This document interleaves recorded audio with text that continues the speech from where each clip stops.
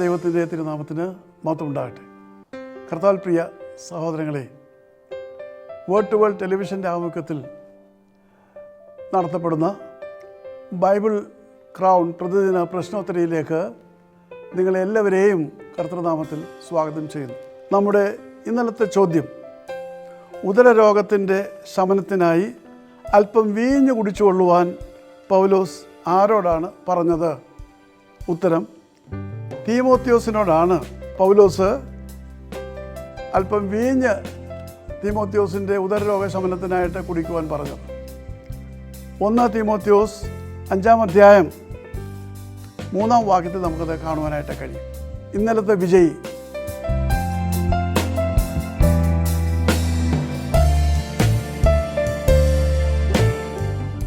ഇന്നത്തെ ചോദ്യം, മക്കദോന്യയിലേക്ക് വരുവാനായി ഒരുവൻ തന്നോട് അപേക്ഷിക്കുന്നതായ ദർശനം ആരാണ് കണ്ടത്?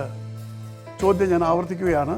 മക്കദോന്യയിലേക്ക് വരുവാനായി ഒരുവൻ തന്നോട് അപേക്ഷിക്കുന്നതായ ദർശനം ആരാണ് കണ്ടത്? മറുപടികൾ വേഗം അറിയിക്കുക, സമ്മാനങ്ങൾ നേടുക. ദൈവം നമ്മെ അനുഗ്രഹിക്കട്ടെ.